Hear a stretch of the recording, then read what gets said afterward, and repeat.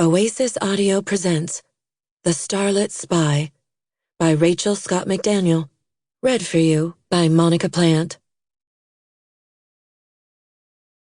Chapter 1. October 1943. Everything around me whispered lies. Artificial moonlight spilled into a manufactured alley, slowly filling with fake fog.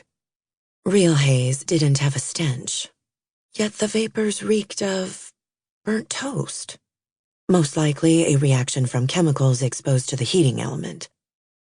But I, Amelie Blake, didn't get paid to analyze components of a Hollywood fog machine.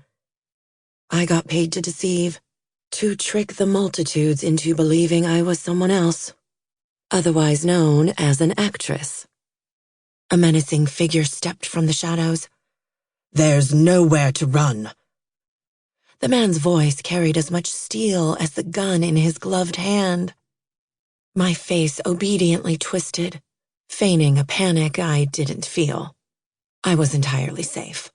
On this imitation backstreet inside Stage 23, my only possibility for harm would be a foolish trip over camouflaged wire. "No!" I reeled, my shoulder blades scraping the artificial wall. "I beg you." The assailant raised his weapon higher, my cue to release an ear-splitting scream. Passable, but not my best effort. How could I feel anything but an imposter, staring down the barrel of a pistol, while millions of soldiers across the Atlantic faced weapons that shot more than full-load blanks? The world was being ravaged, but in this corner of the planet, I stood in a shimmering evening gown designed by Ori Kelly, playing make-believe in front of a boxy camera. The villain's thumb clicked the gun's hammer. "No one to save you now, lady." "That's where you're wrong." Philip Gregory, the other top-billing actor, lunged in front of the enemy, and the choreographed fight scene commenced. A dodged punch here, a jab to the gut there. Once, just once, I'd love a role where the leading lady joined the fray, helping the hero in the climactic attack, rather than standing aside as a horrified spectator. Better yet, what if the heroine defended herself from the get-go? Such a move would defy the age-old damsel-in-distress formula. But wouldn't it be more inspiring to have the bad guy subdued and bound before the hero arrived? But that wasn't how the script went.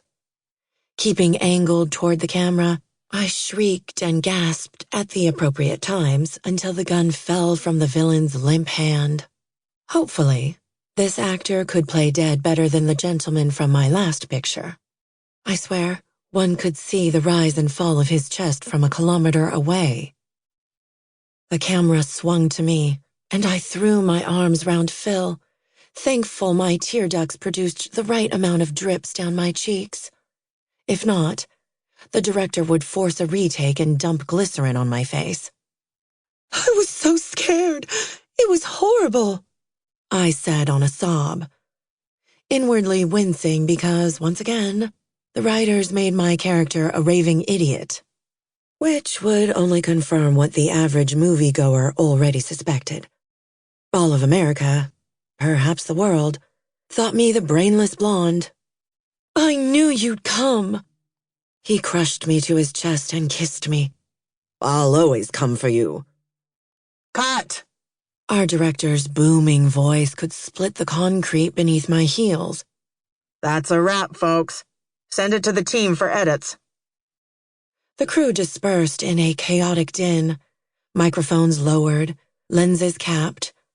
The villain, who was actually a gentle father of four, revived and dusted off his trousers. I disentangled from Phil's arms, and he shot me a wink. "What do you say, Amelie? Want to grab a celebration lunch? I sniff an Oscar with this film." I sniffed something spicy. Phil was notorious for drenching all his clothes, costumes included, in his expensive cologne. Though now the scent clung to me, thanks to the embrace we just shared. Sample complete. Ready to continue?